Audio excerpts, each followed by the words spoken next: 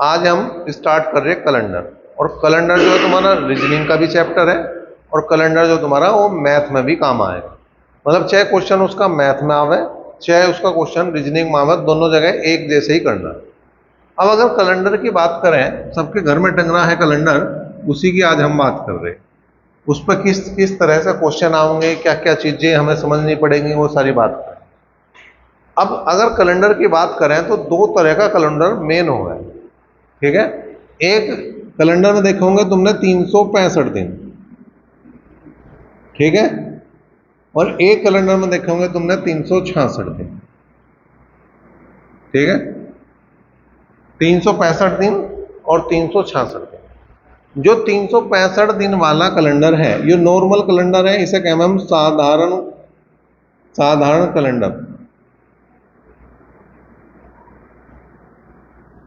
ठीक है भाई। और जो 366 वाला जो कैलेंडर है, 366 दिन वाला जो कैलेंडर है, इसे कहते हैं हम लीप ईयर, लीप वर्ष। या कैलेंडर ना कह के समय यहां भी वर्ष ही लिख दो, साधारण वर्ष और ये हो गया तुम्हारा लीप वर्ष। और लीप का एक और नाम है अधिवर्ष, अधिवर्ष भी कहते हैं इसे।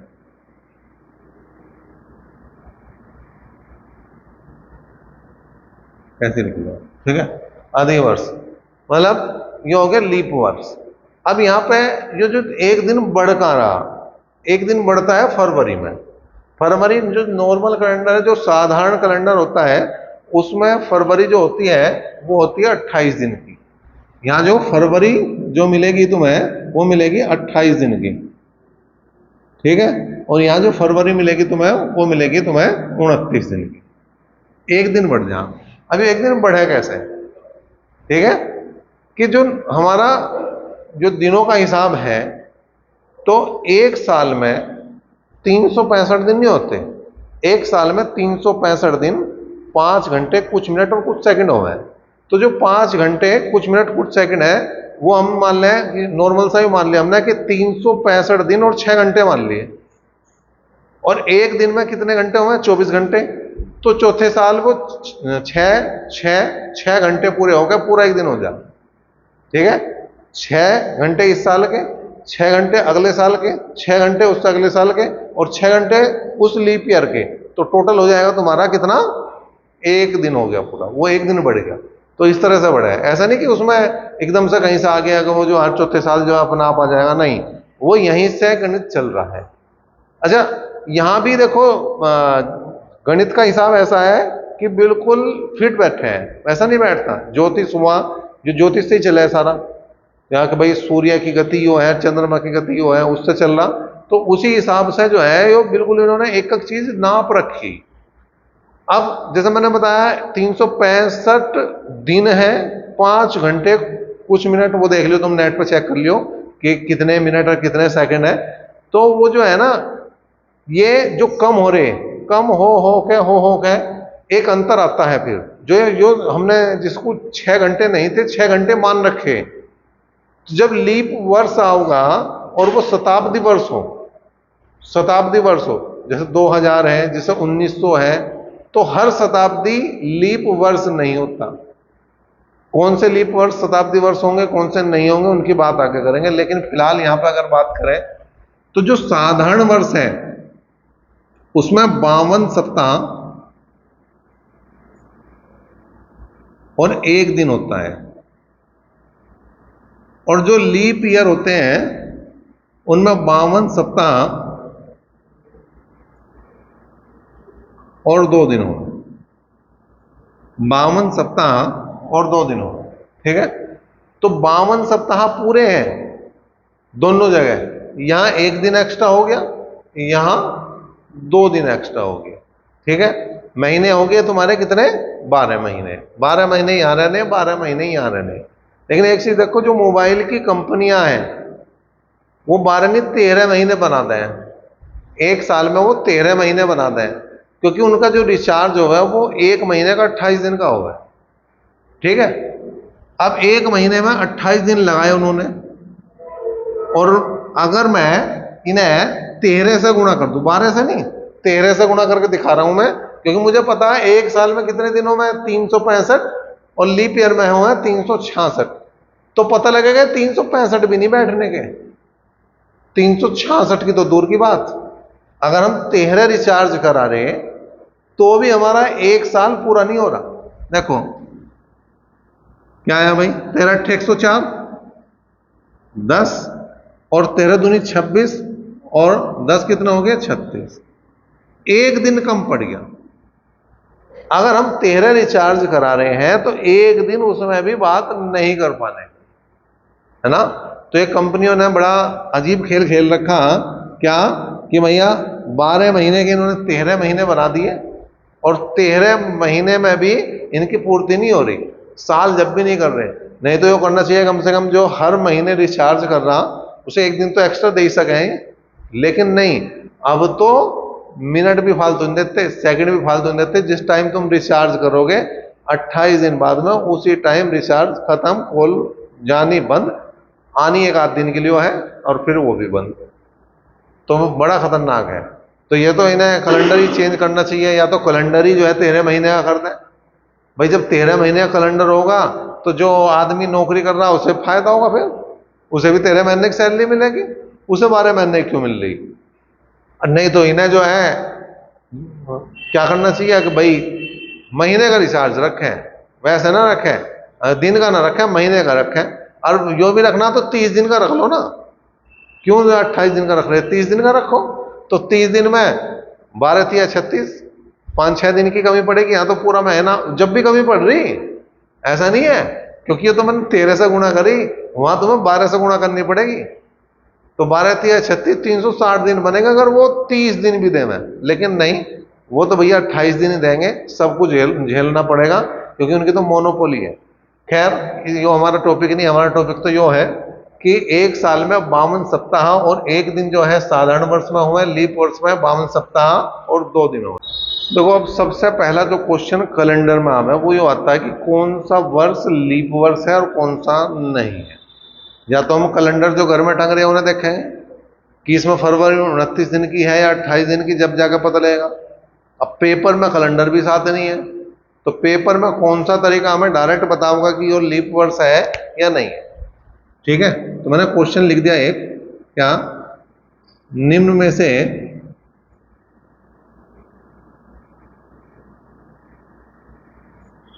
कौन कौन से वर्ष लीप वर्ष है। मैं कई वर्ष दूंगा, ठीक है भाई। पहला लिया मैंने, क्या लिया, 1972, 1804, 2020, अब ले लिया मैंने 2050, मैंने ले लिया 2025, मैंने ले लिया भाई 1865, मैंने लिया एक साल लिया 1753 और एक साल ले लिया मैंने 1655। ठीक है, ये हमने कई साल लिए जिससे क्लियर हो जाए। अब देखो यहाँ पे कुछ चीजें जुड़नी शुरू हो जाए। जो हमने मैथ पढ़ा, जैसे हम संख्या पद्धति पढ़े हैं, तो संख्या पद्धति पढ़ते टाइम बहुत सारा कॉन्सेप्ट आवा है, बहुत बड़ा कॉन्सेप्ट आवा है। उसका फायदा क्या हुआ, उसका फायदा हर जगह हुआ है, चाहे तुम मैथ कर रहे, चाहे तुम रीजनिंग कर रहे, सब जगह फायदा होगा। जब हमने संख्या पद्धति पढ़ी थी तो वहां पर विभाज्यता के नियम पढ़े थे। वहां पर हमने यो भी पढ़ा था कि 2 से विभाजित होने का नियम क्या है, कि संख्या का अंतिम अंक 0 2 4 6 या 8 होना चाहिए। हमने यो भी पढ़ा था कि 3 से विभाजित होने का नियम क्या है, अंकों का योग 3 से विभाजित होना चाहिए। हमने 4 का 5 का इस तरह से सारी संख्याओं के पढ़े।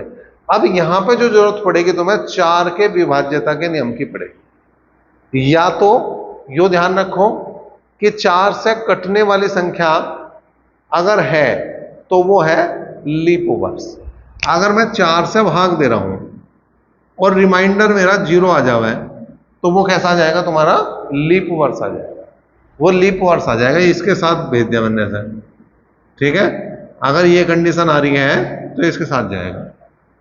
अब यहां जब 4 से भाग करूंगा तो एक तरीका तो यह है कि मैं पूरी संख्या को भाग करूं, एक तरीका यह है वो नियम लगाऊं जो मैंने सीखा है, जो मुझे पता है, जो मैंने लिखवाया तुम्हें संख्या पद्धति पढ़ाते टाइम जो लिखवाया, उस नियम का मैं उपयोग करूं।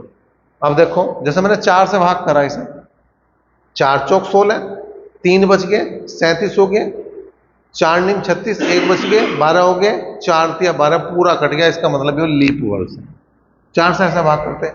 अब वो जो 4 का नियम था वो क्या था, 4 का नियम क्या था बताओ, किसी को अगर याद हो तो बताओ, जो वीडियो देख रहे होंगे वो कमेंट करके बता सकें इस बात को कि 4 का नियम क्या है। और तुम बताओ नहीं तो 4 का नियम क्या है, 4 का नियम है संख्या के अंतिम 2 अंक 4 से विभाजित होने चाहिए। सबसे बड़ी समस्या यो है मैं सारी चीज बताऊं तुम कुछ ना बताओ, यो हमारे में एक तरह से दुश्मनी है कि मैं तो सारी चीज बताऊं और तुम कुछ ना बताओ, है। तो यो जो है बात नहीं बनती, जब तक तुम बताना शुरू नहीं करने के तब तक बात ही नहीं बनने की। नौकरी कैसे लगने की, नौकरी मुझे थोड़ी लगवानी, मेरी तो लगी लगाई है, मुझे नहीं लगवानी, तुम्हें लगवानी है। और तुम्हें लगवानी है तो तुम्हें पढ़ना पड़ेगा, चीजों को जोड़ना पड़ेगा, नहीं तो सफेद स्लेट आई है सफेद स्लेट चली जाएगी, कुछ नहीं लिखा आने का उस पर, वो जैसा था दिमाग वैसा ही। अच्छा कई बच्चे तो इसलिए दिमाग का यूज नहीं करते, अगर मैं दिमाग का यूज कर लूं और वो एक दिन खत्म ही हो जाएगा, पेपर में किसका यूज करूंगा। अगर ऐसे खत्म हो करता तो हमारा तो खाली हो लेता, हमारे पे तो कुछ ना बचता, हम तो उधारी पे चल रहे होते इस टाइम, क्योंकि इतने दिन हो लिया हमें पढ़ाते हुए, 2003 से 2025, देखो कितना लंबा टाइम हो लिया है ना, 2003 से 25 आ लिया, 22 साल हमें पढ़ाते हुए हो लिए। हो सके 22 साल तुम्हारे में से बहुत सारों की उम्र भी ना हो, है। तो लेकिन नहीं, इस बात को दिमाग से काट दो, यो एक दिमाग ही ऐसी चीज है जिसे जितना घिसो उतना बढ़े, जितना घिसो उतना बढ़े, और जितना इसका कम यूज करोगे उतना ठप होता चला जा। ये वो दांती है जिसे जितना चला उस पर उतनी धार है, जब छोड़ है ना, तो ये अब जरा रखी हुई दांती है, जब अब वो मील नहीं चल रहा, अब वो रखी हुई दांती है उसमें बिल्कुल जल लग जाएगा। लेकिन जब वो छोड़ना शुरू करोगे, तुम गंडा छोड़ना शुरू करोगे तो उसमें धार आ जाएगा, क्यों, वो लगातार काम कर रही, वही दिमाग का हिसाब है, जब तक लगातार काम करवाओगे तब तक बात बनेगी। अब यहाँ पे क्या है, 4 से भाग करने की हमें लास्ट के 2 अंकों की जरूरत है। यहां इसे भाग करा पता लग गया, 4 एकम 4 कितने बच गए, 3, 4 8 32 पूरा कट गया, मतलब लीप वर्ष है। इसे भाग करो, 4 एकम 4 लीप वर्ष है, इसे भाग करो 4 5 20 लीप वर्ष है, इसे भाग करो, नहीं आता, बात नहीं बन रही। 4 एकम 4 कितना बच गया, 2, 1 बचा, 10 हो गए, तो 10 तो नहीं कटता, छोड़ दो। 25 4 के पाड़े में कहीं नहीं आता, 4 6 तो 24 हो में 1 बच गया, छोड़ दो। 65 4 के पाड़े में कहीं नहीं आता, 4 एकम 4 2 बचे 25 हुए, 4 6 24 1 बच गया, बेकार की बात है। अब यहां की बात करो, 53 को 4 से भाग दो तो 4 एकम 4 और 4 थे हमारा, फिर 1 बच गया। 55 की बात करो, 4 एकम 4 कितने हो गए, 15, 4 थे हमारे 3 बच गए।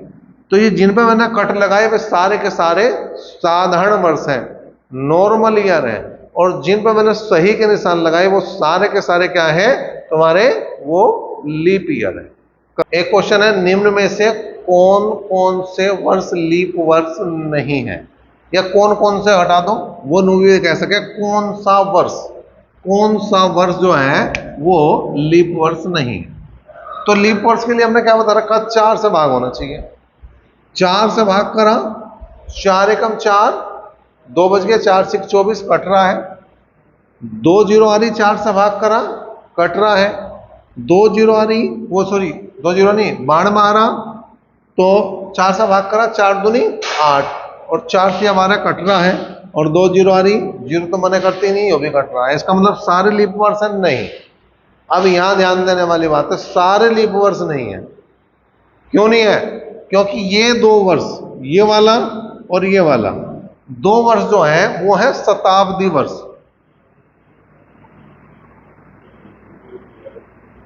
शताब्दी वर्ष कौन से होंगे, जिनमें 2 जीरो लास्ट मारी हो, कम से कम 2 जीरो, ज्यादा कितनी हो, 100, 200, 300, 400, 500, 1000, ठीक है, 2000, 3000, 2200, 2300, सब क्या है तुम्हारे, ये शताब्दी वर्ष है। तो शताब्दी वर्ष लीप वर्ष है या नहीं है, उसे पता करने के लिए तुम्हें 400 से भाग करना पड़ेगा, तुम्हें 400 से भाग करना पड़ेगा, ठीक है। अगर वो पूरा विभाजित हो गया तो लीप वर्ष है, और अगर पूरा विभाजित ना हुआ तो लीप वर्ष नहीं है, ठीक है। तो यहां 1800 को 400 से भाग करेंगे, नहीं कट रहा, तो ये जो है लीप वर्ष नहीं है, लेकिन 2000 कट रहा। अब इसे और थोड़ा छोटा करूं, जब शताब्दी वर्ष हो तो पहली दो संख्याओं को भाग करके देख लो, 4 से कट रही या नहीं कट रही।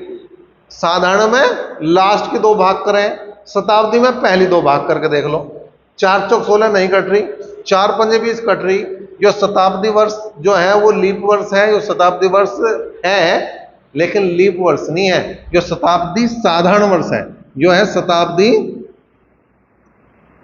साधारण वर्ष, और यह है तुम्हारा शताब्दी लीप वर्ष।